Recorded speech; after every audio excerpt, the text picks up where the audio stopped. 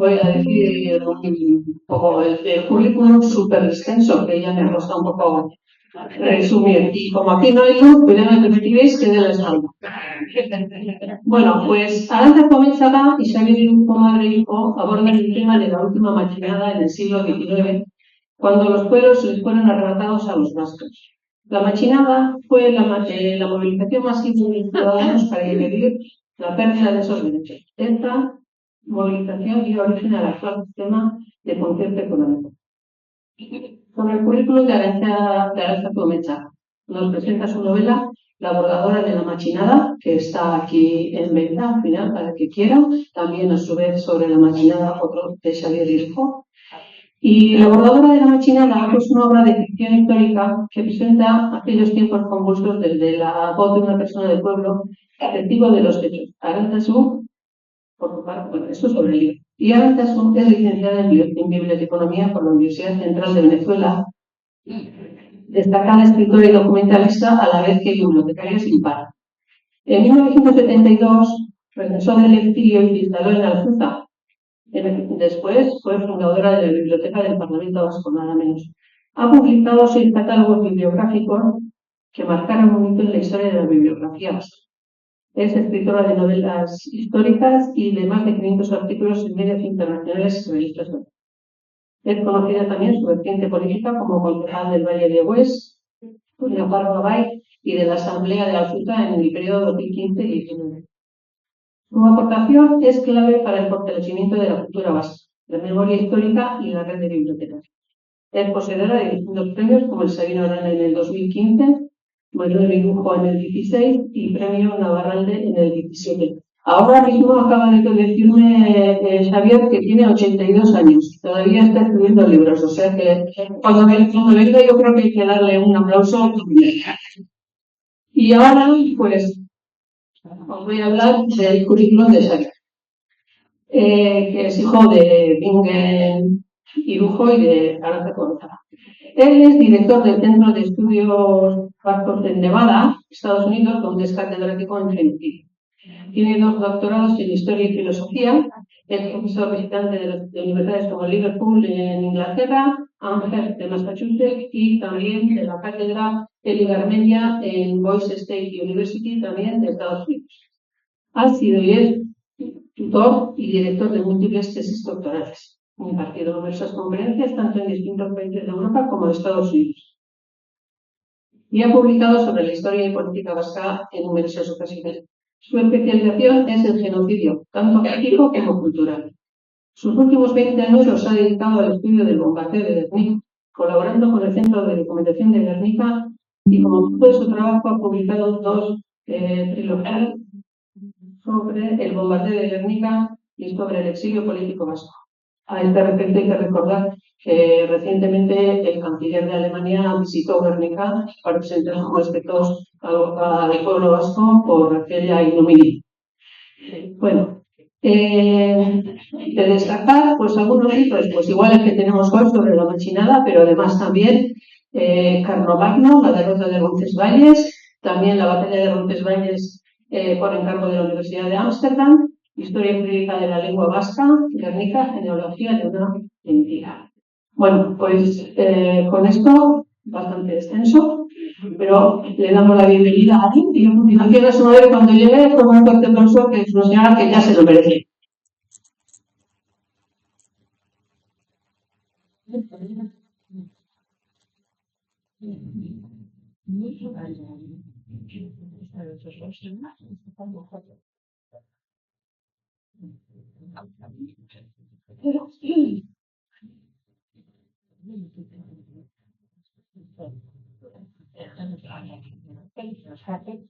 Bueno, mila esker, kontatzeagatik eta kontolatzeagatik lagun asko ikusten ditut, publikoan, eta esan bezala ama ointxe dator. Duko da, ordu bate inguru. Decía que sobre muchas gracias por organizar esto y que ama está al llegar. Ahora voy a hacer una introducción un poco histórica de lo que fue la gamazada, y luego ya pasaremos a explicar la gamazada desde la novela que ha escrito Ama. Así que, esan bezala, hasiko naiz azaltzen pixkat zer izan zen Gamazada, 1893 eta 94 urteetan gertatutakoa, eta gero ja, sartuko gara pertsonaietan eta pixkat novelaren harira, azaltzen barruko Gamazada, bai, nola bizi izan zuten barrutik, herriak. Hori, Gamazada, orain, egun urte, esan behar dut, Gernikako baketa dela eta antes habéis mencionado el bombardeo de Guernica, que estudió bastante el tema, y el que organizó el bombardeo de Guernica fue Richthofen, Wolfgang von Richthofen, era un coronel del ejército del aire alemán, de la Luftwaffe, y después de organizar el bombardeo y bombardear Guernica ese día, como las tropas todavía no habían llegado, no habían ocupado Guernica, no la podía ver, no podía ver lo que había hecho. Y se vino aquí, a Zarauz, a cenar. Parece que vino de Mutriku en coche, dijo que la costa le pareció preciosa, que era como Amalfi, aunque lo bombardeó varias veces, eso no era Ovice, y cenaron aquí en Guernica él, Richthofen, Sperle y el adjunto, digamos, de la Luftwaffe. No sé, como anécdota, Guernica y Bruce. Bueno, hurrengo urtean, gogoan izango ditugu noski 80 urte, Gernikako bombardaketaren. Eta egun da 30 urte, hortaz, hori, Gamazada. Zer da hori? Zergatik gertatu zen. Bueno, Gamazada hasi zen, ze gizon hau, Gamazo, Germán Gamazo, Madrilko gobernuko ogasun ministroak lege bat pasa zuen. Eta lege hori, Madrilen bai pasa zuen Madrilko gobernuak esaten, gutxi gorabehera literalki, gazteleraz, todas las provincias del Estado pagarán los impuestos de acuerdo con su población, en proporción. Y Navarra, como las demás provincias, tendrá que pagar los impuestos que pagan el resto. Y a ver, nola baita esateko, legeak zion, estatuko herritar guztiek ordaindu behar zituztela zerga euren ogasunaren arabera. Hori nahiko logikoa da. Cada uno pagará impuestos de acuerdo a sus ingresos y de acuerdo a la población del territorio en el que vive. Oso, usan ministro progresista garaian eta ezin gutxi batzuk gehiago ordaintzeko, edo beste batzuk gutxiago ordaintzeko. Zergatik orduan matxinatu ziren Nafarrak? Ze hurrengo egunean, hau agertu eta hurrengo egunean, Nafarroako diputatu guztiak, 7, esan zuten haiek ez zutela batere, guztoko alegean, ez zutela bateruko. Ez dut, zentzurik. Eta horrela, entzen da liburu gehienetan, los navarros se sublevaron. ¿Se sublevaron por qué? Porque tenían que pagar lo mismo que el resto. Porque les tocaba pagar exactamente en proporción lo mismo que tenían que pagar todos los ciudadanos del Estado. Eso no tiene sentido. Tiene que haber algo más ahí. Bueno, arrazoi berez da entzutela inoiz aurretik orden, 1000 urtetan Naparrek ez zuten inoiz Espainian zentimo bat ere ordaindu. Estatu independente bat zelako. La razón de la machinada no es que tenían que pagar impuestos o no pagar impuestos. Los navarros siempre habían pagado impuestos. La razón de la machinada era que nunca habían pagado impuestos en España. Porque eran un Estado independiente. Navarra fue un Estado independiente y lo mismo podemos decir de la provincia de Guipúzcoa, del señorío Vizcaya, de la Hermandad de Álava y de la Purdi Zuberoa, el país de Zuberoa y el bailío de la Purdi, entre 1824 y 1841. Entre el 824 que se alzó como reina Eneko Anitza hasta 1841 Navarra fue un Estado independiente. Y por lo tanto, los navarros pagan sus impuestos en Navarra, no en España. Y cuando en 1893 este ministro viene diciendo que van a pagar impuestos en España, la gente se subleva, porque nunca lo habían hecho, todavía en 1893. Esto que veis aquí es la Cámara de Puntos de Pamplona, no sé si la conocéis. No solo tenía su independencia política, esto es, ahora explicaré lo que significa eso, sino que tenía su propio sistema monetario. Navarra tiene moneda propia, que se imprimía, se acuñaba aquí, en esta casa.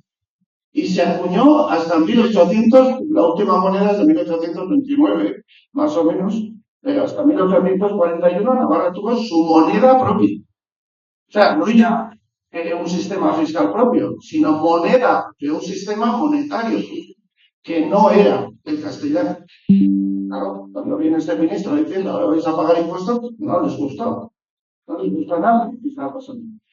¿Y qué significa que Navarra es un estado independiente? Bueno, significa esto. Es un resumen, ¿vale? Hiru botere zituela, alegia legegilea, beterazlea eta judiziala. Navarra tenía los tres poderes que tiene cualquier estado, o sea, el ejecutivo, el legislativo y el judicial.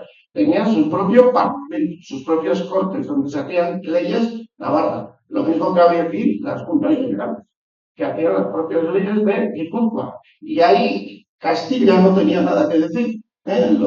Los junteros eran guipuzcoanos y las leyes que se hacían aquí eran las leyes de Guipúzcoa. Bueno, igual Navarra tenía el poder ejecutivo, o sea, un ejecutivo propio, la Diputación del Reino, en este caso, que no tiene nada que ver con la Diputación provincial de hoy en día, era la Diputación de un Estado independiente, la Diputación del Reino de Navarra, y eso era el ejecutivo del reino. El rey de Navarra, era rey de Castilla. Lo mismo que yo soy profesor de la Universidad de Nevada y de la Universidad de Idaho. Pero la Universidad de Nevada y la Universidad de Idaho no son lo mismo. Yo trabajo para las dos, pero son dos entidades completamente diferentes, que no tienen nada que ver. Pues esa persona, rey de Castilla, era rey de Castilla en Castilla y rey de Navarra en Navarra. Pero no era el rey de Castilla el gobernador de Navarra, era el rey de Navarra y gobernaba como rey de Navarra. Y lo mismo pasaba en la Navarra del Norte. Tenía también el judicial propio. Nafarroa zuen bere judiziala propioa. Eta ere gehiago, epaile izateko Nafarroan edo epaitegi batean lan egiteko euskaraz jakin behar zuen pertsona horrek. Se exigía saber euskera para ser miembro de los tribunales de Navarra. Laugarren boterea ditzen gara, administrazioa, una administración propia del reino, hasta 1841. Por eso se luchó la primera guerra carlista, para mantener todo eso. Y cuando se perdió la segunda guerra carlista, para mantener esa identidad propia, esa independencia. No solo política, sino administrativa, judicial, legislativa y fiscal también. Tenía su propio territorio, con aduanas, comercio y sistema propio de impuestos, que esto es lo más importante. Hori izan, la masa da borrokatzen ari izan, guk nahi dugu gure sistema propioa mantendu, fiskala, eta orduan, zergak ordaindu gure etxean. Gure dirua hemen nahi dugu. Hain zuzen ere, bota zuten garrazia izan zen, gu gara gure pultsaren, gure sakeleko jabe. Ez dugu nahi gure dirua Madrid. Hemen nahi dugu. Zer gure da. Eta gero, hiritartasuna, pasaporte. Los navarros, también los guipuzcoanos, también los vizcaínos, tenían su propio pasaporte. Lo mismo que tenemos un pasaporte para ir al extranjero y necesitamos un visado, en aquel tiempo funcionaba muy parecido. Y los navarros tenían su carta de naturaleza, eran navarros y no eran castellanos. Y un castellano era extranjero en Navarra, eso significa lo mismo que no podía trabajar, que si quería introducir mercancías en Navarra tenía que pagar en las aduanas del reino y tenía que pagar lo que le costara introducir esos materiales y ese producto de comercio, su propio sistema fiscal y monetario. Y por supuesto, honekin batera, identitatea, o sea, euskara da hemengo hizkuntza. Noiz arte izan zen euskara, Euskal Herrian lehenengo hizkuntza. Gehien hitz egiten zen hizkuntza. Bigarren karlista da baitope. Ez da kasualitatea. Alegia, Nafarroa eta Gipuzkoa eta Bizkaia eta Araba Lapurdia Estatu espainolean edo frantsesean sartzean, cuando Navarra pasa de ser reino y por lo tanto Estado independiente a una provincia de un Estado que no querían, y por eso se lucharon dos guerras carlistas, más de 12 años de guerra, muy sangrienta, en todo Euskal Herria, pues pasa a ser parte del Estado y por vez primera en la historia de Euskal Herria, que es muy larga, empezó hace 40.000 años, por vez primera el euskera pasa a ser la segunda lengua del país. después del castellano, aquí, o del francés en Panamá. A partir de 1876, con la pérdida de los fueros, ¿no?, y de la identidad jurídica de estos estados. Y luego también tenía relaciones exteriores. Y todo esto lo veis, se puede ver todavía hoy en los documentos de aquel tiempo, ¿no? Este es un documento del siglo XIII, una ilustración del siglo XIII que, bueno, es la imagen de Teobaldo, el rey Teobaldo de Navarra, que es con sus escudos, el escudo, la bandera de Navarra, del tiempo, no lo de Castilla. No digo yo esto. O sea, esto no lo dice un historiador, Navarra era un estado independiente, esto lo dicen tanto las instituciones navarras de aquel tiempo, y repito, guipuzcoanas, vizcaínas, alaveses, etcétera, pero lo dicen también los propios reyes. Uno de los reyes más poderosos de Europa fue conocido como Luis XIV de Francia. Este personaje, Luis XIV de Francia, el rey Sol, el que dijo el Estado soy yo y todo esto, era rey de Navarra. Y gobernó en Navarra como Luis III de Navarra. Luis III de Navarra, en 1649 y en 1651, escribió dos cartas diciendo que Navarra era un estado independiente, que Navarra no era Francia y que los navarros no eran franceses y que él, como rey de Navarra, era el rey de un estado independiente, que no era el reino de Francia. Por lo tanto, cuando él llama a los estados generales, cuando él convoca el Parlamento de Francia, les dice a los navarros: os invito a que vengáis al Parlamento de Francia, pero vendréis si queréis, porque es el Parlamento de un Estado extranjero, no es vuestro Estado. O sea, no es algo que estoy diciendo yo, un historiador, es algo que dicen todos los reyes que juraron los fueros, que son todos en Castilla y en Francia, como este caso de Luis XIV, Luis III de Navarra, que por supuesto jura los fueros de Navarra como Luis III de Navarra. Ya sabéis que a partir de 1512 Navarra se divide en dos reinos: el reino de Boalde, bajo la dinastía de los Austria primero y los Borbones después, y el reino de Ultrapuertos, el reino de Navarra del Norte, el reino legítimo de Navarra, bajo la casa de los Albret, y después Borbones también. O sea, y aquí en toda la administración de aquel tiempo aparecen siempre y por ley los escudos, en este caso de Francia y de Navarra, del mismo tamaño y la misma posición, porque estos reyes eran reyes de Francia y de Navarra, digamos, con igual fuerza en uno que en otro. Por lo tanto, un escudo no podía ser mayor que el otro, etc. Y cada vez que firmaban, tenían que firmar así. Por ejemplo, aquí vemos Luis XIII, por la gracia de Dios, rey de Francia y Navarra. Y así tenía que aparecer en todas partes, porque era, repito, un estado independiente. Y aquí se ve también, si vais a Pamplona alguna vez y visitáis la catedral, en el techo de la catedral están las claves, los escudos de los estados europeos. Y aquí veis Navarra, y luego veis Francia, y veis Inglaterra, Aragón, y los Castilla, y los estados de aquel tiempo. Y aquí, bueno, esta quizás es el símbolo más importante, hitz egiten dugunean, gamazadari buruz, haude importanteraz, gamazadan honetaz ari ziren hitz egiten, independentzia fiskalari buruz. Orduan, Nafarrek nahi zuten mantendu, eta Nafarrek esaten dudanean da, gamazadan piztu zelako Nafarroan, baina Gipuzkoan ere kontzen matxina da, Bizkaian ere kontzen matxina da, Araban ere kontzen matxina da, bai? Euskal Herri osoa matxinatu zen. Eta hau eskatzen zuten. Estas son dos monedas de Navarra. Y como veis, es que hay el reino del norte, ¿no?, de Ultrapuertos, y lo que os digo, el escudo de Navarra, el legítimo, con la pomelada, con las cadenas, y el escudo de Francia. De igual a igual. Así tenía que aparecer. Ludovicus XIII, este sería Luis XIII, que sería Luis II de Navarra, Francorum et Navarre Rex, el rey de los franceses y de los navarros.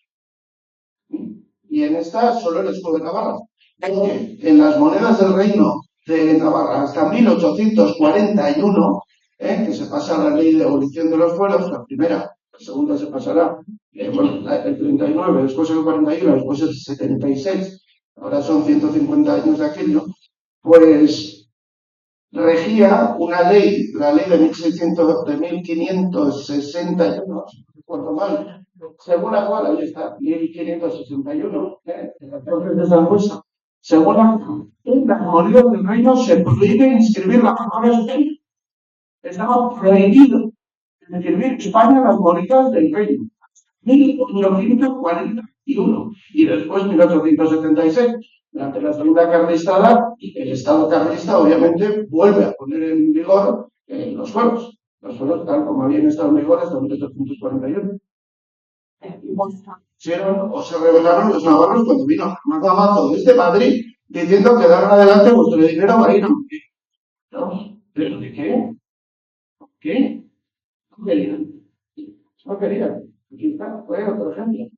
Y aquí tenéis, por ejemplo, esto es precioso, es la casa de juntas de Estella, es la casa de juntas más antigua de Euskal Herria. O sea, lo mismo que conocemos, la casa de juntas de Garnica, por ejemplo, esta es la casa de juntas de Estella, aquí se reunían los punteros de la ciudad de Estella desde hace 1000 años. El foro de Estella, junto con el foro de Nájera, de Nayara, ya Euskal Herriko favorizar. El foro de Estella sabemos que se escribió al menos en el año 1076, probablemente un poco antes que eso. Ese foro de Estella dice en un artículo: las mujeres de esta ciudad tienen los mismos derechos y deberes que los hombres, excepto por el servicio militar. Como no podían hacer el servicio militar, en aquel tiempo era cosa de hombres, entonces ellas tampoco pagaban los impuestos que se deberían por el servicio militar. Porque no era cosa de ellos, por tanto, no pagaban. Bueno, aquí en Estella, y aquí tenéis ejemplos de lo que estoy diciendo. Hay gente que dice, no, Navarra no era un reino independiente. Bueno, entonces, ¿cómo explicamos que en la tumba de Luis XVI, Luis V de Navarra, aparezca y María Antonieta, los dos guillotinados en 1793, aparezcan como reyes de Francia y de Europa? En 1793. En 1789, la Revolución Francesa nos quita los duelos, la Purdi, Navarra y Soberoa, y después la Revolución Liberal en el sur elimina los fueros del resto de los territorios vascos. Aquí, y todo. Por lo tanto, y hay una reacción, por supuesto que sí, cuando la Asamblea Nacional de Francia, que reunió los Estados Generales en Versalles en 1789, deciden que se eliminan los fueros, Navarra protesta y publica este libro, el tabló de la Constitución de Guayán de Navarra, que es una defensa de las leyes de Navarra, de las leyes y los derechos de Navarra. Y básicamente es un libro que tiene 20 puntos. Y en esos 20 puntos, en 1789, o sea, antes de las guerras carlistas, en Iparralde, el reino de Navarra le dice a la Asamblea de Francia 20 cosas. Básicamente le dice esto: nosotros no somos franceses, ni queremos. Navarra no solo es un estado independiente, sino es una nación. Y es una nación con el resto de los herrialdes de Euskal Herria. Y menciona la Purdi, Zuberoa y los herrialdes de Goalde. Navarra fue dividida en dos por la fuerza, pero realmente las dos Navarras son una única nación y deberían ser un único estado. Siempre hemos tenido nuestra legislación propia, que no es la francesa. Las arcas del estado de Navarra nunca han estado en bancarrota, lo cual no se puede decir de las de Castilla y Francia. Y por lo tanto, en un momento de crisis, no tenemos razón ninguna para ser franceses, ni castellanos. ¿Por qué? Porque vosotros sois los que estáis en bancarrota, no nosotros. ¿De qué vamos a querer nosotros ser franceses cuando vosotros tenéis una revolución en marcha, un desastre allá en París, y además estáis en bancarrota? Nosotros no. Igual es que vosotros necesitáis nuestra legislación y no al revés. No queremos cambiar nuestra legislación porque nuestras leyes son mejores que los nuestros. Eso está impreso en este libro. Somos navarros y no queremos dejar de serlo. Simplemente. Y por tanto no queremos pagar impuestos en Francia, mucho menos después en Castilla tampoco. Bueno, y después de todo eso, pues la reacción, ¿cuál es? La reacción del Estado es, como siempre, la culpa. Entonces, en Iparralde, durante la llamada Guerra de la Convención, la Guerra de la Convención fue una masacre, El ejército revolucionario entró en Vizcarra, concretamente en Lapurdi, Zuberoa y Navarra, y tomaron a 4.000 civiles, más o menos, y los llevaron, mujeres y niños sobre todo, a las Landas, en una de esas marchas de la muerte, en la que murió al menos la mitad de las personas que estaban movilizando. Pero hay que tener en cuenta que la población de Navarra en aquel tiempo, 4.000 personas, muchísimo, es una porción importante de la población. Y aquí en Ubalde lo que ocurrió fue pues, que Madrid cuando envió aquí las tropas y tuvimos la primera guerra carlista. Y son 7 años de guerra. 7 años de guerra aquí, en suelo vasco, por lo tanto, imaginaros las consecuencias personales, familiares, etc. ¿Quién de nosotros no tiene por lo menos 1, 2, 3 familiares muertos en aquella guerra? Y después ocurre la segunda guerra carlista, que termina en 1876, en defensa de los pueblos, en defensa de todo esto que estamos diciendo, en defensa de la independencia jurídica, pero además, como digo, no solo la independencia legal del reino, sino todo lo que eso conlleva. La identidad política, la identidad sociocultural y, desde luego, los derechos e intereses económicos. Todo eso se fue con los pueblos. Y aquí es donde ocurre, bueno, tenéis que contexto lo que pasaba. En 1893, cuando Pamazo, en febrero del 93, pasa esa ley, pues, bueno, jendeak esto izan bezala, ordaindu, arrazoiak garbi. Haiek ez ziren espainolak, ez zuten konsideratzen. Euren buruak horrela. Eta noski, euren dirua hemen geratu bertan. Orduan esan zuten ez zutela ordainduko. Eta Madrilera joan ziren, hasi ziren negoziaketak, bai, Fernando Lamazorekin, Lamazok ez zuen atzera egin, eta hauek ez zuten ez da ere atzera egin, bai, diputatuek. Orduan, matxinada sortu zen Euskal Herria. Eta maiatzaren 19an, bai, erabaki zuten ez zutela ordainduko, hortik aurrera, ekaina eta abuztua bitarte, egon ziren izugarrizko manifestazioak eta gerraldiak Euskal Herrian. Bai, nagusiki Nafarroan, baina baita ere hemen Gipuzkoan eta Bizkaian, bai, arautu. Orduan, ikusten duzupeo, ekainaren lauan, irian, 20.000 pertsona manifestatu ziren. Una manifestación de 20.000 personas. En Pamplona, el 4 de junio de 1893. Eso es una barbaridad. Teniendo en cuenta la población de Navarra de aquel tiempo, justo llegaba a los 200.000 habitantes. Estamos hablando del 10% de la población. En Pamplona. Eta gero, hortik, egun dago, mila naparrek, egin zuten gerrako ohorezko liburuak. En esa manifestación de Pamplona se tomaron varias determinaciones. Una de ellas fue hacer un libro, el libro de honor de los navarros, Navarroko ohorezko liburua, en el cual iban a firmar todas aquellas personas que se oponían, digamos, a la ley. Firmaron 120.000, repito, de una población de 200.000, y firmaban, como se hacía en época foral, por casas. No se trata de que las personas firmaran individualmente, sino que representaban una familia entera. Por lo tanto, estamos hablando del conjunto de todos los navarros. Y todavía hoy, bueno, en muchas casas, yo diría que en la mayoría, pero en las casas de Navarra hay una copia del libro y, bueno, pues buscamos en los pueblos de nuestros antepasados si están nuestras familias, ¿no? Y están todas.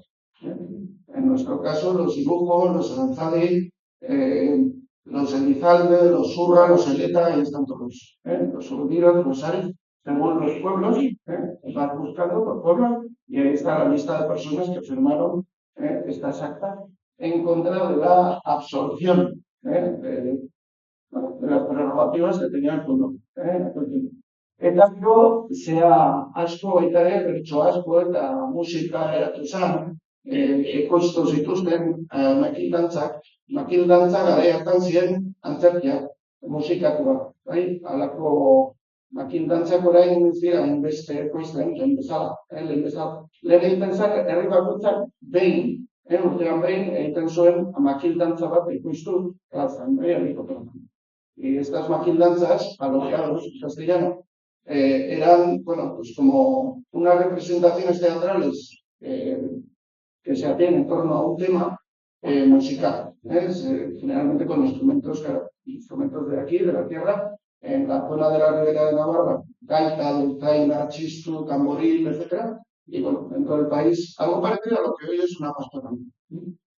Y bueno, algunas de las coplas nos han llegado. Euskaraz, gamazo mailu batekin jo behar dugu, forua gureak izanik eduneko baina en castellano creo que era algo así como a gamazo con un mazo le vamos a dar. Porque nuestros son los buenos y nos quieren quitar. Horrelako kontratillo, kontratillo. Famatuenak dira, Monteaguroko koplak. En el 1512, Navarra asume Castilla sin abandonar sus fueros, ese pacto lo decía. Bueno, y el 16 de agosto, el día de San Roque, en Guernica, hubo pues, una manifestación importante. Gernikan gopidatu zuten Iruñeko Orfeoia, abesten, alaian ziren, eta han zeudela, hasi ziren garazikarko euskaria. La palabra euskadi, a día de hoy, voy a decirlo aquí, bien claro, me produce una especie de ictus de algún tipo oír a las personas hablar de Euskadi y dejar Navarra fuera. Es que la palabra Euskadi proviene de la palabra Euskeria, que crearon los eustos y la crearon para identificar a Euskal Herria, para utilizar una palabra más corta que Euskal Herria, en castellano, que se utilizaba Vasconia por una parte y por otra parte Euskeria o Euskaria. Cuando Sabino vino a Castejón, y luego hablaremos con Ama, él entendió que el sufijo ería no era lo suficientemente vasco filológicamente, por lo tanto lo adaptó y creó la palabra Euskadi a partir de la palabra Euskadi, pero haciendo referencia a todo Euskal Herria, no dejando a la mitad del país fuera cuando hablamos de Euskadi. Podemos hablar de comunidad autónoma vasca, pues sí, o podemos hablar de Guipúzcoa, Bizkaia y Álava. Pero bueno, en este caso no tenía ninguna duda. En la gamazada todo el mundo hizo referencia a Euskalia o a Vasconia y a los 4 territorios hermanos, y a las provincias hermanas. Y nos acompañarán, como si fueran hermanos, los valientes alaveses, guipuzcoanos y vizcaínos, o los valientes alaveses, vizcaínos y guipuzcoanos. No dira copla, las coplas de Monteaguro. Eta, bueno, San Roque egun horretan, gonbidatu zituzten aparrakara, eta, bueno, zugarrizko hasi ziren hori gure euskaria eskatuta garrasi egiten eta bar, gero erre zuten Espainiako bandera bat, horrek gora egin zuen, eta maitu zuen hori, nahiko gaizkeguna, iztiluan. Eta gero Donostian gertatu zen antzeko bat, abuztuaren 27an, hor Bulebarreko txokuna horretan, zegoen, banda municipala bihurtzen, eta norbaitek eskatu ziren jortzeko Gernikako arbola. Eta hasi ziren jortzen, bakatu, esan zuten ez zutela jo nahi, ze Sagasta, gobernuko presidentea burua. Bertan zegoela, eta orduan ez zuela gustukoa izango Gernikako arbola entzutea eta horak, azarratik piztu zen, eta jo zuten erakoi oso berandu, matxinatu zen jendea, eta, karrera bat egon zen, eta 6 lagun itzikusten. 6 lagun itzikusten, eta beste asko espetxeratu egun horretan, abuztuan. Bitartean, Nafarroan, manifestazio ugari egon ziren herri guztietan. Eta, abuztua bukatu eta negua hasi zenean, gauzak baretu ziren, baina, berretzen zuten, Nafarroko diputatuek esaten haiek ez zutela imposturik ordainduko, hortaz, zeo zer egin batzala, Madrilen bestetik amazak ez zuen atzera egiten, eta bertan hola geratu zen, bere egoera horretan, auzia otsaila arte. 1894ko otsaila arte. Eta, otsailean, gamazok deitu zituen Euskal diputatuak, Nafarroako diputatuak Madrilera negoziatzera, haiek baietz esaten zuten, si decían que sí, empezaban a pagar impuestos los navarros en Madrid. Y los diputados acudieron a Madrid y dijeron que no se pagaba un duro a Madrid, que el el dinero era navarro y se quedaba en Puebla. Y claro, Gamazo, pues que no, que este dinero era de todos los españoles y que había que ser solidario. Y unos y otros no se oyeron y los navarros volvieron a Navarra, los diputados navarros, y claro, vuelven y el pueblo de Navarra se recibe pues como héroes, porque han mantenido el juramento, claro, de defender los intereses de Navarra y de defender, en este caso, el patrimonio económico, ¿no? De lo que ya entonces es una provincia. Y cuando vuelve el tren por Castejón. Madrid-Etic, tren a Castejón-Etic Loa, Castejón-Etic y Luminar. Cuando llega el tren a Castejón, se organiza una manifestación y nadie sabe exactamente cuántas personas acudieron, pero decenas de miles, y allí reciben al tren de los diputados. Había tanta gente, incluso en las vías, que el tren tuvo que ir extremadamente casi parando. A lo largo de todo el trayecto, desde que entró en Navarra hasta que llegó a Puebla. Y en Castejón, que es la parada central, el 18 de febrero, pues se organizaron como excursiones de todos los pueblos de Navarra, de todas las merindades. Y cada uno de los pueblos llevó un estandarte. Entonces, en algunos casos, más de un estandarte. Llevaban un estandarte, un pendón, el pueblo, el ayuntamiento, y luego varios estandartes o pendones, otras asociaciones de los pueblos, pues el Círculo Carlista, o el Círculo de la Unión, o el Círculo de los Pueblos. Y a esa manifestación es a la que acuden Estanislao Aranzadiz, que tenéis aquí en la imagen, junto con Daniel Irujo, Urra, y los dos hermanos Aranagoiri, o sea, Sabín Aranagoiri y Coldovica Aranagoiri. Y acuden con un pendón que cosen esa misma noche en la casa de Stanis Aranzadiz. Y ese pendón es la primera bandera, digamos, que representa al país, a todo Euskal Herria, o sea, a todo Euskadi, en aquel día. No era como la Icurrilla, era un fondo blanco y una aspa roja. O sea, la cruz de San Andrés en rojo. Muy parecido al emblema carlista de aquel tiempo, que hay que tener en cuenta que estamos a 13 años de la Segunda Carlista. Todavía el país es carlista. Y por lo tanto, bueno, van con ese pendón y allí se encuentran con los diputados y toda la gente que acudió a Castejón. Y eso es el tema de la novela. Ese viaje de Pamplona a Castejón, cómo se cose el pendón y toda la historia que hay interna en torno a la voluntad. De hecho, Estanislao Aranzadi en la primera manifestación de Pamplona, en junio, cuando llega la multitud, ¿no?, al ayuntamiento, le piden que dé una mensaje y dice: hoy no es mi día para dar discursos. Pensando en cosa bacana. Viva Gamazo porque nos han unido. Momentu urte guztiak zeuden, noski, partido ezberdinetakoa, baina egun horretan, urte oso horretan, eta batuta egon ginelako, lortu genuen mantentzea, gurea. Hain zuzen ere, poco después de febrero del 94, no me acuerdo exactamente el mes, creo que es en mayo o así, hay una crisis de gobierno y echan a Gamazo del Ministerio de Hacienda y, bueno, la ley no entró en vigor.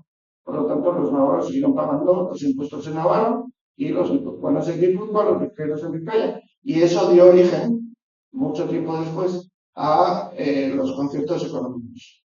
O sea, a llegar a un acuerdo con la población vasca, en este caso de Walter, donde no tenemos lo mismo, según la cual los habitantes de estas 4 provincias pagarían los impuestos de acuerdo a lo que les correspondiera, pero en su territorio, con un cupo de más o menos de unos 2.000 millones de euros anuales, o sea, no es poco, lo que se paga al Estado central. A cambio de, bueno, de las competencias que aquí no tenemos según el estatuto. ¿Y cuáles son esas competencias? Pues bueno, el ejército, el rey y las relaciones internacionales. Esas cosas que tanto nos interesan a los habitantes de aquí, es lo que pagamos todos los años con ese cupo, que es, repito, muchísimo dinero. Aproximadamente el 6% de lo que paga. De hecho, mantendu independentzia fiskal hori. Eta egia esan gaur egun independentzia fiskal hori oso arraroa da munduan. kasu bakarretarikoa gara mundu osoan. Non estatu gabeko herri batek ordaintzen ditu zerga bere herrietan. Bai? Estatu zentralarekin negoziatuz. Y para terminar esta nuestra Aranzadi, seguro que habéis leído en los libros de historia lo fanáticos que eran los carlistas, eran fanáticos monárquicos, religiosos, eran los fanáticos en general, que lucharon esas guerras carlistas por defender los intereses de un rey a la monarquía. ¿Qué pueblo en el mundo se alza en guerra en su propio suelo, con comando los armas en las manos, durante 100 años, por defender los intereses de un rey que no conocía? Es absurdo.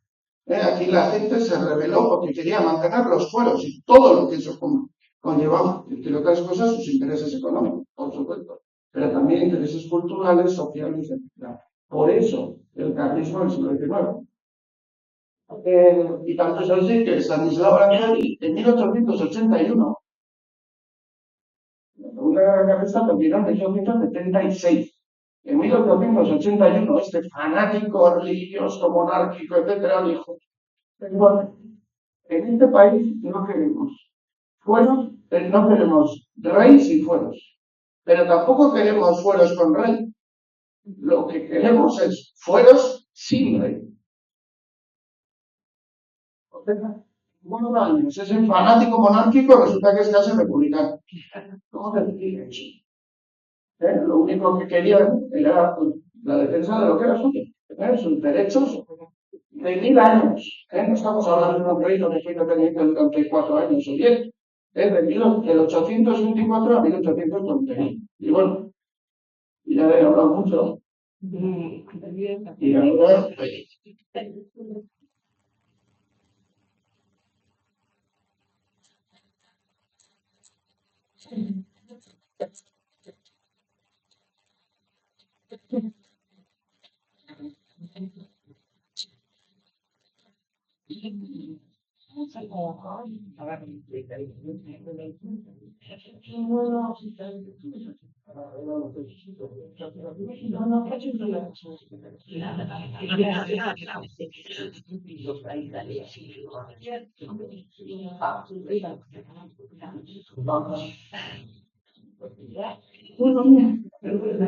Acá tú, nos pasó un accidente no nosotros, en la carretera de Iruña.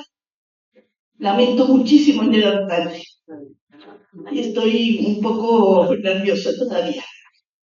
Pero creo que Javier os ha puesto de.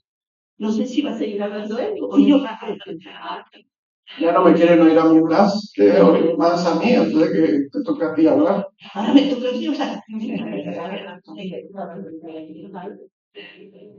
Bueno, hablar de la matada es hablar de una de las grandes cosas de nuestra historia. Y sobre todo, bueno, ocurrió en todo el país y en Navarra más. Estamos en un momento mundial muy difícil, muy horrible, con dirigentes que no sé a dónde nos van a llevar. Y el mundo cada cual va a su aire. Tampoco sé dónde vamos a llegar. Pero cuando Gamazo, el ministro de Hacienda del gobierno español de Madrid, decidió quitarnos lo que nos restaba de fueros, que la última guerra carlista lo perdimos casi todo, ya lo ha dicho Javier, ¿verdad? Ya ha contado todo eso, pues donde tuvimos un terrible desgarro poblacional, porque nuestra juventud, en 1876, terminada lo que llamamos la Segunda Guerra, a mí me gusta llamarlas legales más que carlistas, y nuestra juventud emigra y nuestro país se empobrece. Y eso es, sin embargo, es casi inmediata la reacción de los euskalherriacos, en Navarra sobre todo. Bueno, viene el renacimiento que nos procura Sabino Aranagoiri, vienen una serie de cosas que van a estar todas en la gamazada. La gente ve que lo de Madrid sigue siendo mal para nuestros fueros, que es nuestro modo de gobernarnos, es nuestro modo de ser comunidad. Y nos había ido bien. Y fijaros, estamos a 500 años de la conquista del Reino de Navarra, a 1000 años en que dejamos de ser pueblo vasco conjunto y lo seguimos extrañando. ¿Por qué? Porque era bueno, vivíamos bien y no queríamos cambiar eso. Pero Camacho intentó. Bueno, intentó y hizo un hacer que luego a él también no le fue demasiado bien con la guerra de Cuba. Pero yo creo que nosotros, digamos, desde Navarra, mandamos a nuestros diputados a Madrid a defender nuestra causa. Y nuestros diputados fueron a Madrid y la defendieron, sin ceder un ápice de lo mandado aquí, en el país. La gamazada, el día de Castejón, los nacionalistas, pro-nacionalistas vascos, se reúnen para recibir con un aplauso a sus diputados, porque no habían cedido en lo que les había sido ordenado y mandado por sus diputaciones, o por su diputación en ocasiones navales. Hay un núcleo que se está formando. ¿Tú les has hablado del núcleo? Sí, el núcleo que se está formando de una amistad que viene desde la infancia de la familia Irujo de Lizarra y de la familia Aranagoiri. No se conocían de antes, imaginaros, a finales del siglo XIX, pues bueno, ellos se movían mucho, todo hay que decirlo. Daniel Irujo manejaba ya un coche, producía un coche, cosa que era muy rara en ese momento. Pero todo era mucho más lento que ahora. No se conocían, pero después de la segunda guerra foral, muchas de las familias que van a resultar revolucionaristas mandan a sus hijos al convento este de hay un movimiento, la familia no se conoce, pero los hijos se van a conocer allá.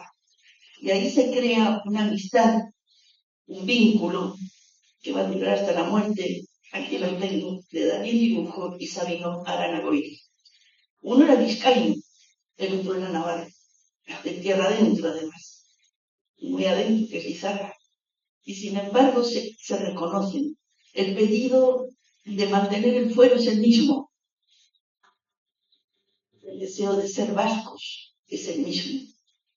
Y de ser euskaldunes. Ellos han perdido la lengua en la generación ya de Daniel Irujo y de Sabino Arana, pierden la lengua. Nos la quitan o nos la quieren quitar. El otro día, voy a dejarlo aquí, porque el otro día estuve leyendo unos primeros artículos que aparecen en esa de WhatsApp, y esto que yo me meto ahí, y decían, por vez primera se está diciendo, no solo de la antigüedad de nuestro pueblo y de su pertenencia en este sistema geográfico, sino también la perplejidad que causa el que el euskera haya perdurado. Somos antes que Roma, somos antes que muchas de las invasiones que vinieron después de Roma. Somos antes de los reinos de Francia y Castilla. Pero el euskera no nos lo han podido quitar y han hecho todo lo posible. Es bastante raro esa adherencia del vasco a su lengua. Yo he estudiado bastante, porque mi padre lo hizo, de la Compañía Guipuzcoana de Caracas, la Real Compañía Guipuzcoana de Caracas, que ocupa el siglo XVIII, que remonta nuestra economía, que nos quitan Terranova, y es recordada con enorme afecto por los venezolanos como un punto de restauración de Venezuela, que es una provincia, bueno, casi tan pobre como está ahora, porque el petróleo entonces no existía. Bueno, sí, estaba en el lago Maracaibo, el petróleo. Contaminaba el lago. El lago era asqueroso, el petróleo salía a borbotones y como es resinoso, el lago de Maracaibo era un horror. Los indios para sobrevivir montaban palafitos. Por eso los que van descubriendo el lago dicen Venecia chica, Venezuela, porque creen que es algo parecido a Venecia. En ese siglo XVIII los vascos repuntamos también. Repuntamos de muchas maneras y siempre adheridos a una condición que la tiene la Compañía Guipuzcoana de Caracas. Somos empresarios. Montamos la empresa, la Real Compañía Guipuzcoana de Caracas fue una empresa, la montan. Yo no digo que habría un desvío de por aquí y por allá, yo no digo que no, pero lo que sí es cierto es que levantan la economía de la pobre Venezuela y levantan la economía de Euskadi que se nos había derrumbado con el asunto, con lo que nos tenía, siempre tenemos algo. Yo creo que eso en el vasco es importante. Yo lo vi. Mis padres fueron exiliados vascos del 36. Mi padre lo exilia y lo amenaza y le quitan lo que tenía por el euskera. Él no lo aprendió de niño en Algorta, no. Él lo aprendió de joven y se enamoró del euskera y lo quiso restaurar contra todo lo que había. Porque después de varias leyes, que las han recuperado, lo habrán dicho ahora, pues el euskera, hay una cosa que no habían usado y lo usan, en el caso de que estoy hablando de Algorta, en este caso, es burlarse del que habla mal el castellano porque él habla euskera original. Eso es lo último que se les ocurre a quienes quisieron quitar la lengua. A mí me quitaron el pueblo de mi nacimiento, que debió ser Algorta, y me quitaron la lengua. Criarse en América no es fácil para los exiliados. Y bueno, no sé, Aita no hablaba el euskera materno, no lo hablaba. Él lo aprendió con 18 años. Y mi madre, parece que su madre no hablaba castellano, pero murió, enfermó de cáncer cuando ella nació y no la pudo criar. Y ya se cría en lengua castellana. Ese es uno de los orgullos de nuestro pueblo, pero sin embargo, seguimos luchando. Voy a contar por qué vinimos aquí y termino para toda la lata, porque esto lo dijo la bordadora de la calzada. Entonces, ¿qué hago? Vuelvo a la casa. Es que me voy por aquí, porque vuelvo. Estoy un poco, estaba muy nerviosa de la tarde. Yo soy muy puntual y es que esto me tenía fuera de cita. Y entonces mi cabeza también anda bien cara. Bueno, la bordadora de la camazada. En esa amistad original que hubo entre Daniel Irujo y Sabino Arana, Daniel Irujo de niño pasaba tiempos en lo que era la casa de Sabino Arana en Bilbao, que debía ser preciosa, y la derrumbaron piedra por piedra, y piedra por piedra se echó al mar. Menos algo importantísimo, que tuve la oportunidad de ser testigo. Nos llamó un señor, el constructor, que había tenido que derrumbar la casa de Sabino Arana, y nos entregó unos papeles. El Partido Nacionalista Vasco nos entregó unos papeles. Y en esos papeles estaba la defensa de Daniel Irujo a Sabino Arana. Una defensa que es la defensa, yo le llamo la defensa del defensor, magnífica en los postulados nacionalistas. Y fue magnífica también jurídicamente porque Sabino Arana sale de la cárcel. Ahí hay otra persona que es la hermana de Daniel Irujo, que es Juana. Porque los hombres y las mujeres nacemos de familias. Nos criamos, sobre todo en aquel tiempo, y en nuestro pueblo ha tenido que darse con historias con una memoria histórica pequeña, reducida al ámbito familiar, pero la hemos tenido, si no, no estaríamos hoy aquí, ni vosotros ni yo. Entonces, ellos hablaban, se habían puesto de moda las banderas nacionales de diversos estados y provincias. Bueno, querían reconstruir el euskera, salvarlo de esa muerte. Y yo aquí digo de la bordadora porque esta hermana de Daniel Irujo, que es Juana, se dedica a bordar lo que fue nuestra primera icurriña para llevarla a Castejón. Venía un tren de vizcaínos con Sabino Arana a Castejón y querían demostrar en Castejón que eran vascos. Y eso había que demostrarlo de alguna manera. No es la icurriña tal como hoy la conocemos, todavía era un boceto. Pero Juana se pone a bordar. Y Juana, mientras borda, va pensando en la historia de su familia. Claro, no llega a lo que fue después la historia. Perdón. De la familia del Judío Nacionalista Vasco. La vinculación estrechísima, no tan solo de Daniel, el abogado de Sabino Arana, sino también de su hijo Manuel, el mayor, que es uno de los hombres más importantes, uno de los dirigentes más importantes que hemos tenido. Y en la defensa de Navarra, del reino de Navarra, que es lo que estaba diciendo cuando yo entré. Los únicos reyes que nos gustan son los navarros, además no nos gusta ninguno. Pero que no nos impongan reyes, que eso teníamos en el cómputo. Bueno, ellas van recordando todo el tiempo que pasa desde que dejamos de ser reino de Navarra, aunque ya nos habían quitado Álava, Guipúzcoa y Vizcaya. En el siglo XVIII, sí, los revolucionarios franceses vinieron a Guernica a saludar al árbol de Guernica como símbolo de las libertades.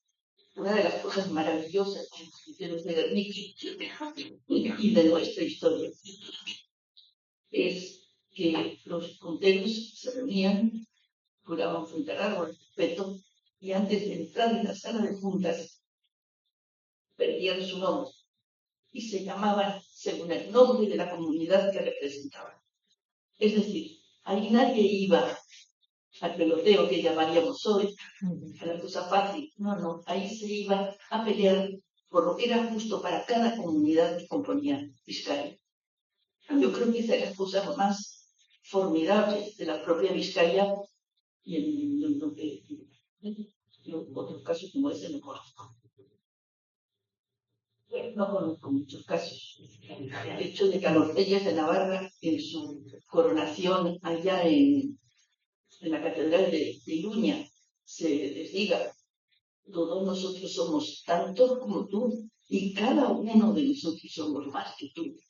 Eso es único también en la historia del mundo europeo. ¿Qué podríamos ir diciendo? Pues estamos diciendo eso. Porque el pueblo vasco tiene, quizás por nuestra propia antigüedad, y lo va recordando mi bordadora Juana, quizás por nuestra propia antigüedad tenemos una cierta sabiduría que nos da la vida.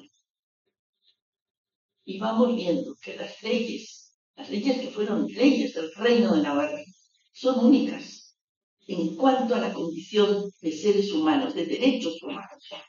Eso es muy importante. Tuvimos las Cortes de Navarra. Eso es una maravilla. Mucho antes que los ingleses tuvieran su corte. Bueno, yo digo, tamaño, y con esto voy a terminar para no ver una persona. En Irutegi, que es un monte que está cerca de donde yo vivo, y está en el centro de Navarra, apareció hace 2 años la mano de Irutegi. Es una mano de bienvenida que se ponía en las conchas de la casa. La mano dice: soy honesto. Bienvenido. Esa palabra la estamos diciendo hoy día. pero tiene 2200 años escrita. Bueno, si los ingleses tuvieran algo así, ya tendríamos 5 películas, 20 novelas, que es algo extraordinario. Y yo creo que cuando paso por ahí, mi hijo, el pequeño, me suele llevar para que yo vea el monte, entro en la robo y pienso en Juan de y Ureñico es jugar. Y me entra una sensación de orgullo, sí, de orgullo, porque seguimos dando la bienvenida. Cuando hemos hecho guerras, las hemos hecho en última instancia, por lo menos desde la prosperidad. Cuando se pierde el reino de Navarra, hay que ver lo que Roncal, que es su extrema frontera con Aragón, lucha por seguir siendo reino de Navarra y Tudela. Son campeonas en la lucha por seguir siendo Navarra. No por conquistar, no por irnos para allá, no, por seguir siendo.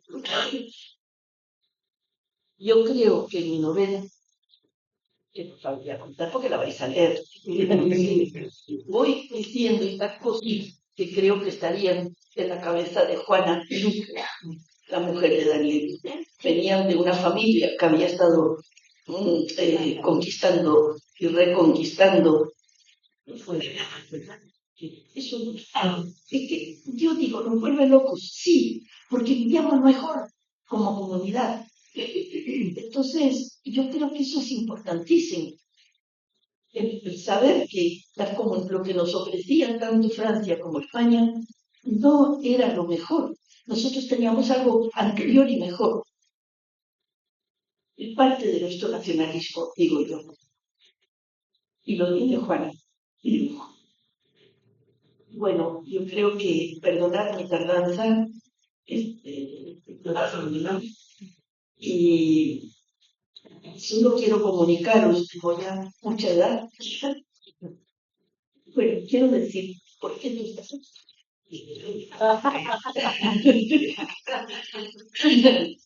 Eso depende de Pellerujo, su padre, mi marido. Un día vivíamos en Venezuela, que entonces estaba, perdón, en un momento fabuloso. Se había derrocado al militar de turno, que era Marcos Pérez Jiménez, y se había hubo que poner, el petróleo de Venezuela necesita refinamiento, y hubo que poner refinadoras, y bueno, una cantidad de cosas. Y Venezuela crece y se enriquece. En ese momento, yo le oigo decir a Pellerujo que nuestro hijo ya tiene 5 años, Javier. Ay, no puede ser, tenemos que irnos a Euskadi, porque el niño tiene que ingresar en una ética escolar. Y nos vinimos un diciembre del 72 a la Ikastola, San Fermín. Él ya tenía contactos, yo lo tenía todo muy claro. Y entró con ciertas dificultades, porque aunque tú venías de la escuela de la Ikastola Euskadi Venezuela, no tenía el nivel que tenía una Ikastola ya aquí, con todo y que no era el nivel de las que ahora hay. Y bueno, hubo que manejar el asunto y el niño entró en la Ikastola de San Fermín con sus hermanos. Y eso fue nuestra entrada en Euskadi, el desear, porque, a ver, cuando uno deja un país, como yo dije, Pello y yo dejamos Venezuela, lo dejas con mucho dolor, porque yo amo Venezuela. Y en Venezuela pasé mi juventud, lo mejor de mi vida. Estudié mi carrera en esa universidad maravillosa que puso Venezuela, que ahora es una ruina. Pero nos sentíamos vascos. Nuestros padres nos habían enseñado a ser vascos. Es una dualidad. Y además, una dualidad muy diferente. Es muy diferente ser venezolano a ser vasco. Entonces, vivimos para que nuestros hijos no tuvieran esa dualidad, que fueran vascos. Bueno, esa fue nuestra idea. pero la idea de otros muchos que vinieron con nosotros en aquel tiempo o después. Soy una entregada y admiradora de las ecastolas. Nos han recuperado, nos han restaurado el euskera. Miran ahora en uno de los muchos controles que hemos hecho en una la señorita que nos expedía la compra del pasaje nos habló en euskera directamente. Eso para mí es nuevo. Pero que vamos a supermercados y también, estoy hablando de Iruña ahora, te hablan directamente en euskera, gente joven. Ya sabéis que se ha descubierto de 5 años para aquí que hubo 3.600 fusilados por Mora y su gentuza en Navarra. En Navarra había un miedo horrible, eso la hizo ir por donde no debía en la guerra civil, y el miedo estaba calando dentro. Pero ese miedo se ha ido yendo y estoy tan contenta de que en una alcabala me hablen en euskera, aunque yo no lo hablo, lo entiendo, pero es muy escaso en euskera. Ojalá yo hablara euskera. Siempre he dicho los hijos, yo solo hablaría en euskera, pero bueno, no, eso me lo quitaron. Bueno, yo creo que mucho de lo que os estoy diciendo lo dice Juana, porque Juana soy yo también, al escribirla. Y lo que os animo en esta magnífica reunión que tenéis, primero que me disculpéis la tardanza, no ha sido culpa mía, o sea, nos ha tocado mal, el velante está desarrado, y bueno, eso es un día. Ha habido un choque de camiones, hay mucho camión, muchísimo, no sé, será la hora o no sé qué.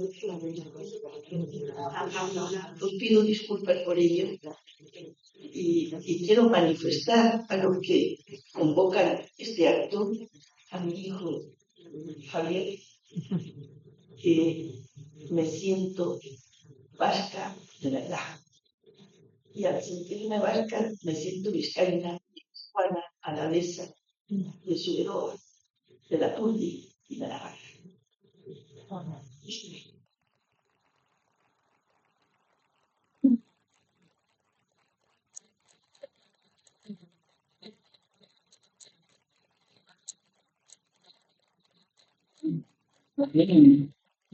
Algoa animalitu zuen, erantzungo dugu. Bakarrik bi gauza esatea, San Fermin ikastolan sartu nintzen ikasle, eta gero irakasle izan nintzen, hain zuzen ere, sartu nintzen irakasle San Fermin ikastolan Josean zuzendari zagoenak, bere errua da. Gero bertan nintzen, bakasik, izakizun bakortzen, zazpi, beratzi amaru.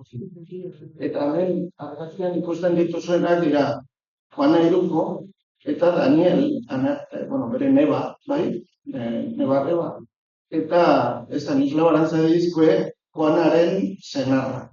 Orduan, Stanislao eta Daniel, anaiekin, izan ziren joan zirenak Amazadara, eta hori da, novelan da bera. Ahora, si tenéis preguntas, pues contestaremos.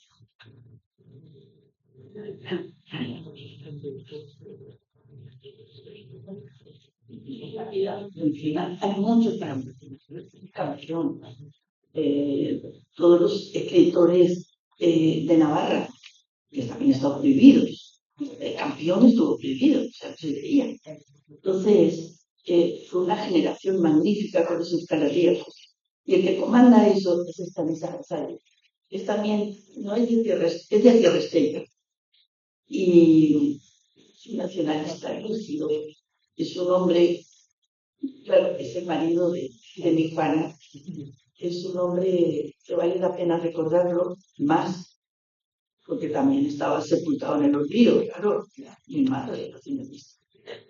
Y yo creo que bien que lo ha recordado bien, porque es importantísimo. Él lideraba esa facción que, claro, el Sabino Arana se sintió muy cómodo, aunque le costó lo suyo. Sabéis que estuvo en la cárcel o destinado a la cárcel. Otra de las cosas que yo digo cuando alguien habla mal de Sabino Arana, una vez del menos, es que murió con 38 años. Y no solo eso, sino una enfermedad que debió durar 3 o 4 años. Yo no conozco, la biografía me encanta. Yo no conozco en el mundo mundial que un hombre de tan poca edad haya hecho tanto y tan perdurable como lo que ha hecho Sabino Arana. Eso os lo digo con toda sinceridad. Digo mi cuña que en 10 años, para lo que somos los vascos, que esperamos mucho, ¿verdad? Y de nosotros no esperamos mucho. Bueno, pues en menos de 10 años ondeaba en todas las ispecheras de América. Y obvio ondea hasta en Japón.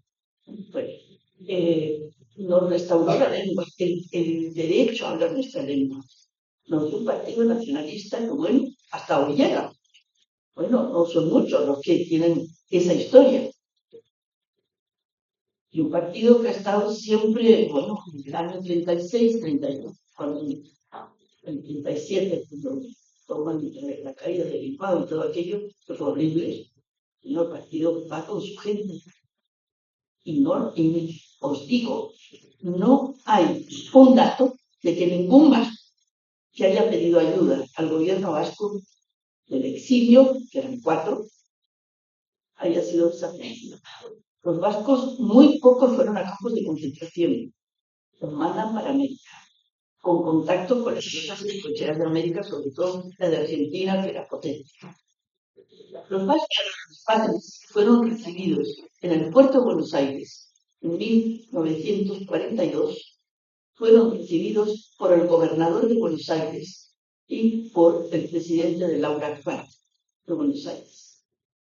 Todas las demás etnias que venían de Europa, de aquella Europa en guerra, tenían que ir a la isla Martín García, que es una isla que está en la desembocadura del río Paraná, porque la Argentina tenía mucho, y eso era del eje, pero tenía mucho miedo a lo que venía de Europa. No sabían qué venía de Europa. Pero Venezuela, especialmente Venezuela, el gobierno de Venezuela, establece contacto con el gobierno vasco en exilio para que guíe a los jóvenes vascos hacia Venezuela.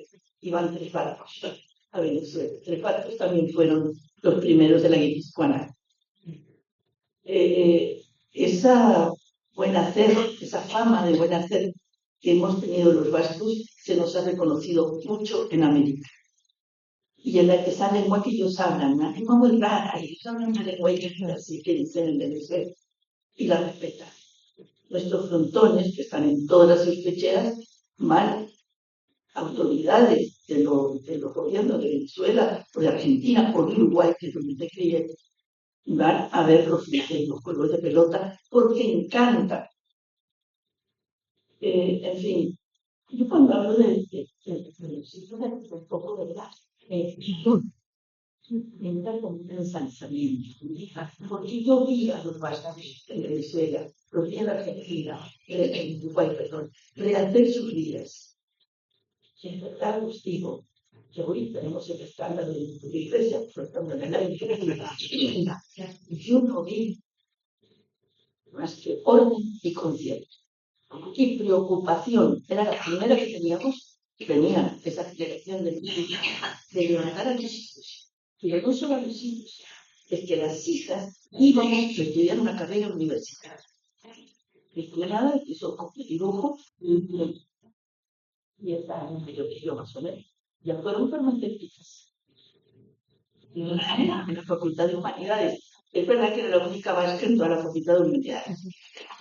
A los vascos nos gusta más la arquitectura y la ingeniería. Bueno, pero eso no es humildad. Que tienes que levantarse todos los días para comprar el pan. Lo tenían claro. Por eso, yo hablo de los vascos, igual me pasa un poco, pero yo hablo de la admiración que también me causa Juana. Porque Juana podía haber sido una mitad de casa normal, tranquila, pero no. Ella borda, tiene la idea de que los vascos necesitamos para ser oídos y vistos una insignia. No, ya os digo, no es la Iturriña, que borda ella, pero es el inicio del exilio. No digo,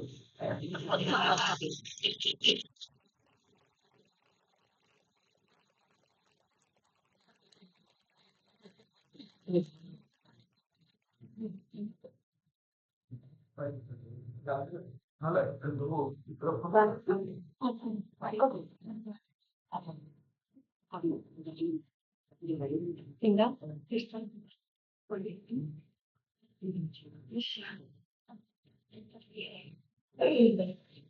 Bueno, Arantxa, la pregunta es para ti.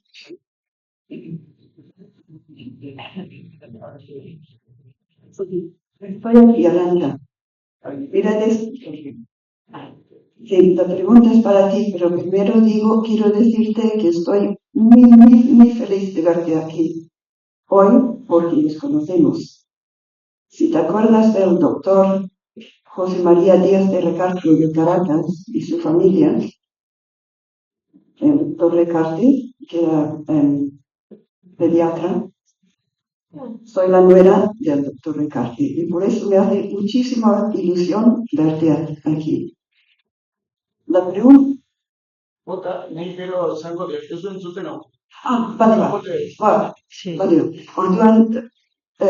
Ondorengo galdera da, badaki bere aldetik dena jarriko zuen liburua idazteko, baina zein iturriak ziren aberatsenak bera laguntzeko liburua idatzi zuenean. Es la nuera del doctor Recarte.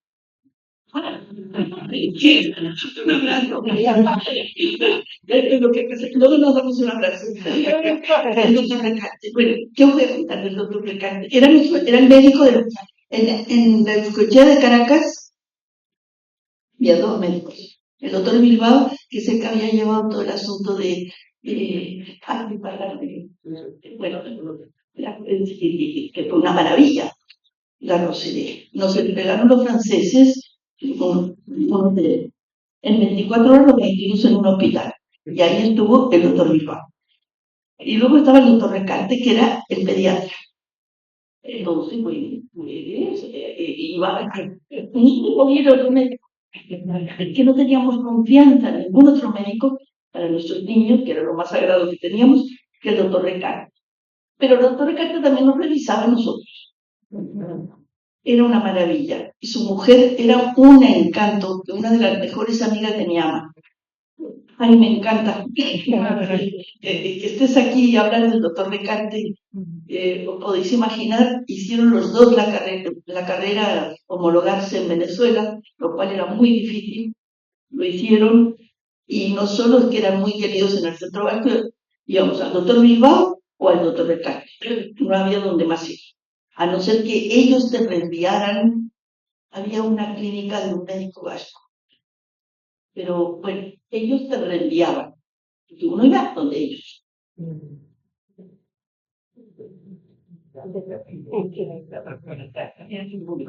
¿Cuáles son las fuentes documentales que has utilizado para escribir la novela? Bueno, hijo Javier, a mí no viene. Que nosotros así en casa nos peleamos mucho.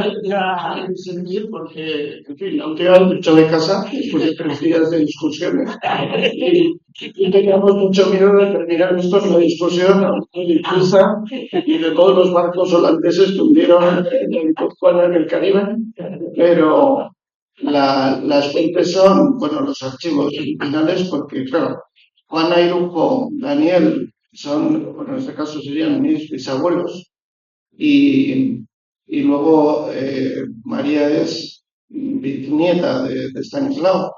Y bueno, la documentación de esta familia pues está en los archivos, en el archivo de Navarra, o parte todavía en casa, que la estamos entregando ya a los archivos. Entonces, de hecho, ayer estuvimos en el archivo de Navarra entregando partituras musicales, por ejemplo, que tenían. La madre de Juana Irujo ya estaba muy metida en política. Ellos venían de una familia carlista. En Gracia Urra la llevaron a fusilar al Puy porque estaba involucrada en política. O sea que hay bastante documentación de todos ellos. Y en la novela, pues, bueno, ese es el hilo conductor. O sea, las cartas que escribieron ellos, Luego los hermanos Arana también escribieron algún artículo de prensa sobre la visita a Castejón. Y bueno, todo eso es un poco la columna vertebral.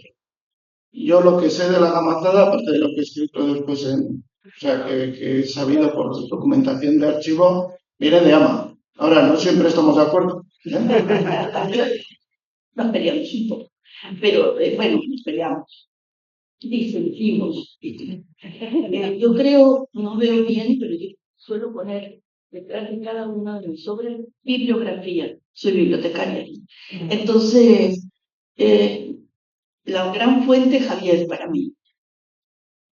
Leo mucho, he leído mucho, ahora ya estoy leyendo menos, porque la edad se nota.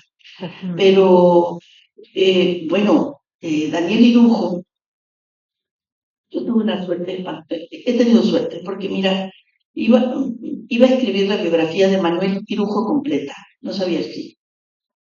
Y yo decía, uy, ¿ahora qué hago? Es verdad que estaba mi marido, que sabía mucho de su familia, de su historia, pero escribir a Manuel Irujo, bueno, ya el entorno sí, entonces no existía Wikipedia, ¿no? Y bueno, eso estaba, pero de repente un día nos llamó la Icastola San Fermín. Gabilondo, no sé si fuiste tú, que llamó diciendo que iban a hacer otro edificio y que en el viejo edificio, que quizás se iban a derrumbar, había un cuarto lleno de papeles y lujo. Y entonces mi marido se acordó que cuando, no sé qué pasó con la casa de dibujo de Estella, no sé qué pasó, bueno, la documentación que ellos habían guardado y que no se quemó, a Dios gracias, a ver dónde se llevaba, era mucha, porque se llevaron algunas a Donosti. Pero quedó un coche de detective en el documental. Y llamaron a Pellurujo, mi marido, que era entonces el presidente de la. Entonces, él dijo, pues no se le ocurre otra cosa que de Castola San Fermín, porque allí había espacios vacíos. En las antiguas celdas porque de Castola en su principio fue como un. Entonces ahí se metió esa documentación. Entonces fue con Pello y abrimos la puerta y allí estaba el archivo de la familia. Las cartas entre ellos, por eso mi biografía de Manuel tiene cosas muy personales, porque están las cartas que se escribían, eran de escribirse mucho entre ellos y de hablar mucho de lo que habían sido. En este país todos fuimos carlistas, por decirlo de algún modo. Mis abuelos eran carlistas. Ahora, si me contaba mi ama, su padre, que era el que creó las grúas, eran de allá de Vizcaya, de Bilbao. Él era carlista. Tanto que a mi tía, cuando nació, mi tía la mayor, le pusieron el nombre de Dolores, que era la capitana general de los ejércitos carlistas. Bueno, él habló con Sabino Arana, pues que se hablarían 2 horas. Y ya se hizo nacionalista. O sea, el paso fue inmediato. Porque, en realidad, yo suelo decir, tengo un antepasado muerto de carlista. Yo no le creo a mi antepasado tan tonto de ir a morir por un rey. Mi antepasado murió por los fueros. Por eso sí que murió, o lo mataron en este caso. Nosotros nos levantamos por los fueros, nos levantamos por nuestra esencia, por seguir siendo lo que somos. Porque lo que somos nos parece bueno. Y creo que debe de parecer bueno al contenido. Bueno, eso se está trabajando hoy día en Europa. Que cada pueblo es como es. Y se le respeta, se le debe respetar. Europa no ha respetado nunca nada, pero ahora parece que está en esta vida. Yo estoy perpleja de lo de Groenlandia, por ejemplo. Y la explicación es que el Ártico se va a derretir en un pim pam cuando se derrita el polo, y bueno, caemos la tierra, ¿no? Estamos que pues se evapora. Entonces hay que ¿verdad? Estamos en un mundo un poco alocado.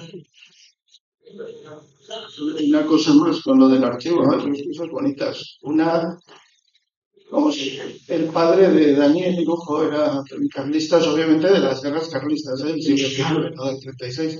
El padre era Manuel Irujo Apestegui, era diputado carlista, y cuando tomaron Tafalla los liberales, bueno, le requisaron la casa. Venimos de una familia de 6 generaciones, y estoy seguro que aquí habrá muchas familias iguales que la nuestra, perdón, 5 generaciones que han sido exiladas 6 veces.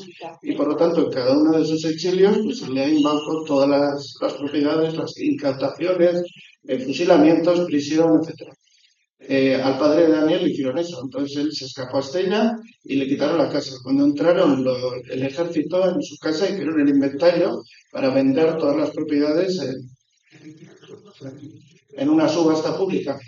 Y la nota dice textualmente: hemos entrado en casa del diputado Irujo y hemos visto que no tenía nada de valor, solo había libros. Y por lo tanto, los libros es lo único que se ha mantenido, digamos, en las casas de Irujo, que han ido incautando la policía o el ejército durante, pues ya prácticamente 200 años, desde 1838 hasta el día de hoy, y eso es parte del material que usaba. Y luego, muy bonita también la historia de Daniel, era abogado de Sabino, y cuando lo metieron en la cárcel en el 94, él lo defendió. Y bueno, y gracias a esa defensa salió de la cárcel. La defensa es básicamente un alegato a la independencia de Euskal Herria, porque a Sabino le acusaron de ser secesionista, independentista, separatista. Y entonces, en aquel tiempo eso no era ilegal, así que salió libre, pero la defensa se convirtió en una defensa del derecho a la independencia del pueblo vasco. Y Sabino guardó esa defensa en una pared falsa de su casa. Cuando en el 36 entraron los requetes en Bilbao, ordenaron que se destruyera la casa, como ha dicho Ama, piedra a piedra, y para que no se volviera a restaurar, ordenaron que las piedras se tiraran al mar, todas las piedras. Y en la pared falsa esa, el constructor encontró la defensa que había escondido Sabino y la guardó hasta el 78. Y a la muerte de Franco la llevó a Sabino Arana, la defensa, por los papeles, y los entregó en la fundación, en el archivo, y luego se publicaron. Y eso también es parte de del material. La entrevista con ese señor, que no me acuerdo el nombre, él nos dijo el dolor, porque él era nacionalista, pero la constructora pues tenía que llevar cada piedra de Sabinechea al mar, pero fuera del Golfo, para que no quedara ni rastro de lo que había sido Sabino, la casa de Sabino, de la familia Aranagoiti, porque el padre de Sabino también le quitaron, tenía un astillero, se lo quitaron. Es que quitaban todo, quitaban la lengua, el astillero, la casa, lo que podían. Hemos sido un pueblo conquistado.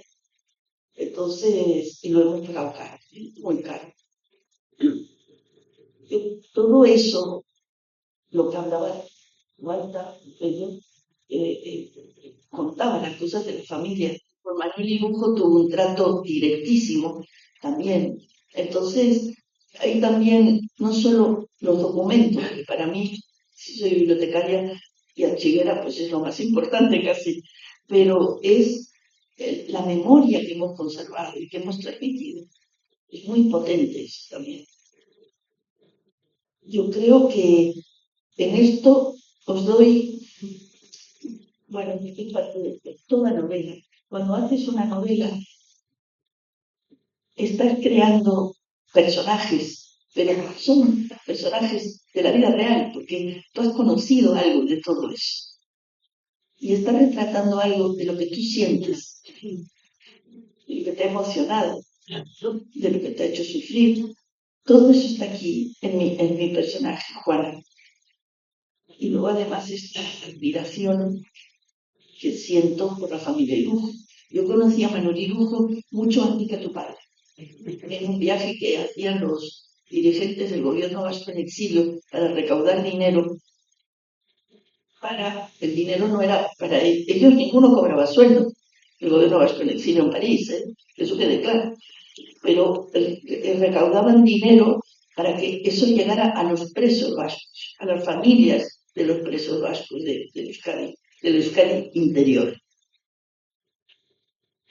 Y en uno de esos viajes paró en Montevideo y lo fuimos a recibir en el coche de Pedro Arteche, que era un foro muy importante para recibir a Manuel Irujo. Lo conocía y me impactó. Y tenía impactado a mi alta también. A mi alta lo que más impactaba de Manuel Irujo, creo que aquí no está, aquí puede estar todavía, fue no solo fuera ministro de la República, él lo decía, Manuel Irujo, fui el precio del estatuto. La República se quiso lavar la cara y buscó dos personalidades vascas, católicas, de misa diaria casi, que eran Manuel Irujo y José Antonio Aguirre. Pero el estar en Madrid le tocó a Irujo, y él siempre decía, yo fui el precio del estatuto. Mi aita decía que lo más importante de Manuel Irujo, y creo que se puede decir, tú que eres historiador, fue las vidas que salvó. Y no le importó de qué lado eran. Él estaba en Madrid. Madrid había un desastre total, ya sabéis.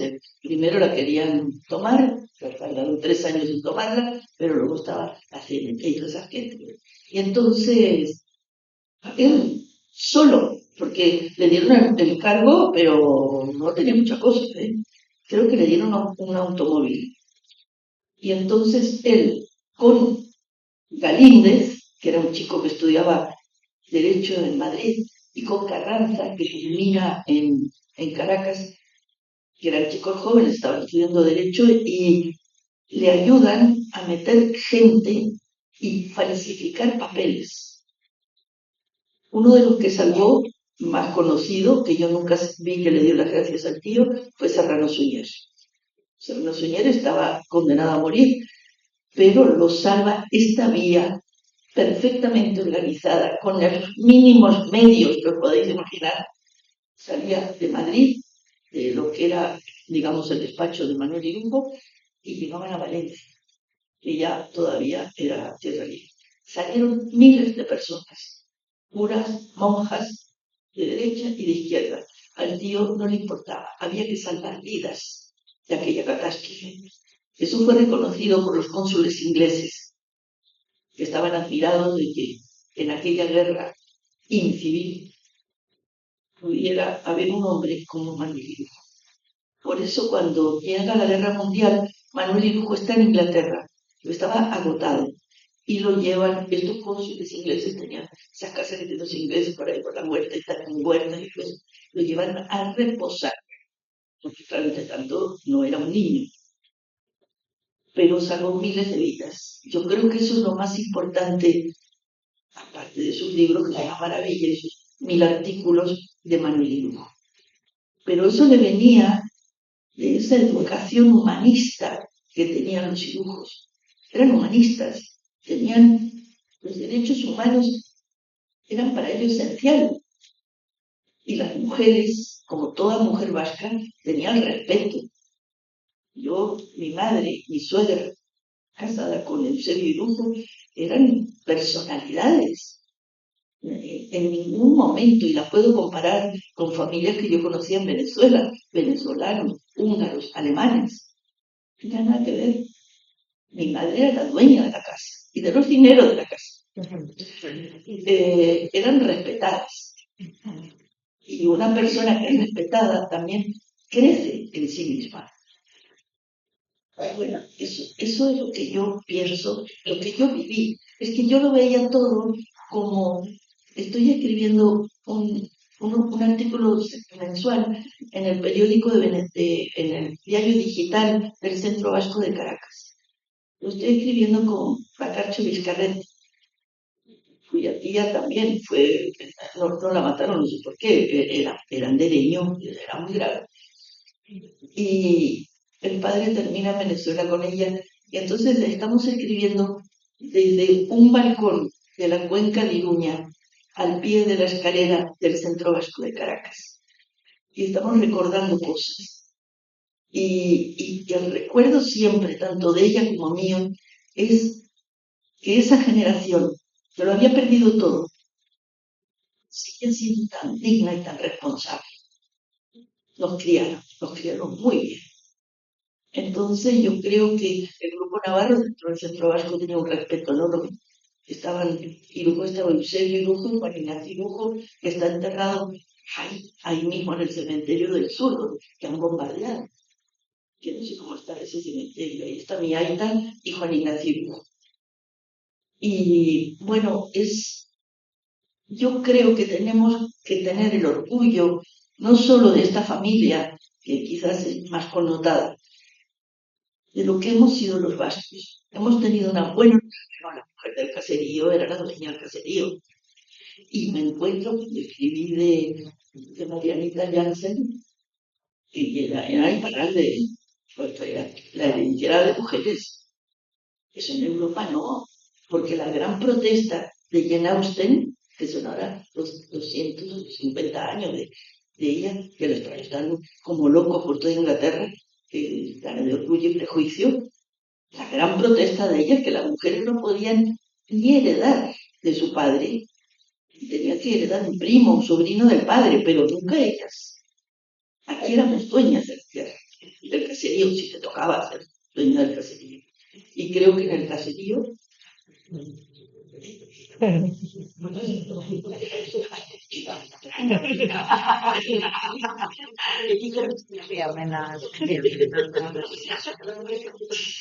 Aquí. ya sabéis que dicen que el hijo varón hereda de la madre. Y es el más parecido a la madre. Oye,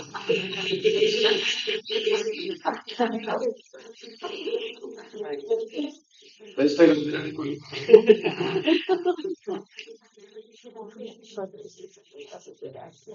Bueno, dirudien ez, bakarrik esan nahi dut liburuak daudela salgai hemen, 15 eurotan, eta eskertu gure elkartearen izenian hemen izateagatik, eta esaten bezala, como memoria viviente, beste urtetan lan egin izanagatik, eta batez ere zuri Arantzazu, muchísimas gracias Arantzazu, por esa memoria privilegiada, esa capacidad de recordar y de transmitir.